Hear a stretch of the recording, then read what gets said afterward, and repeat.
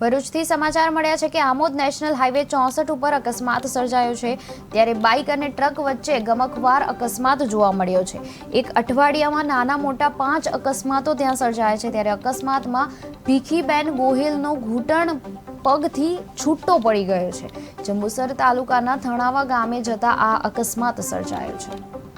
ગુજરાતીમાં આપનું હાર્દિક સ્વાગત છે। દર્શક મિત્રો, આમોદ તાલુકામાં અકસ્માતની વર્ધન થઈ હોય તેવા દ્રશ્યો અહીંયા આગળ જોવા મળી રહ્યા છે। જ્યાં ગઈકાલે પણ એક અકસ્માત થયું હતું, જેમાં ટેન્કર અને ઇકો કાર વચ્ચે અકસ્માત સર્જાયું હતું, જ્યાં 6 થી 8 જણને ગંભીર ઇજાઓ થઈ હતી। જ્યારે અત્યારે આમોદ હોટલ સમા ચોકડી પર એક અકસ્માત થયો છે, જ્યાં આગળ એક મહિલાનો આખો એક પગ જે કહી શકાય તે છૂટો થઈ ગયો છે। કેમેરામેન બતાવશે કે આ અહીંયા આગળ લોહીના દ્રશ્યો છે, તેમના ચપ્પલ છે।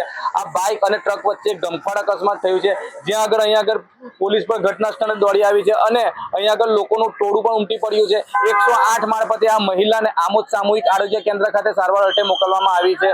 અહીંયા આગળ જે ટ્રાફિક જામ થાય છે, વારંવાર આ જે રોડની ઉપર જે ટ્રાફિક અહીંયા આગળ ડાયવર્ટ કરવામાં આવ્યું છે, જેને લઈને નાના મોટા વાહનો અત્યારે જીવના જોખમે મુસાફરી કરવા મજબૂર બન્યા છે, જેથી કરીને અહીંયા આગળ ટ્રાફિક હળવો થાય તેવી પણ લોકમાંગ ઉઠી છે। જાવેદ મલેકનો રિપોર્ટ, KTV ન્યૂઝ।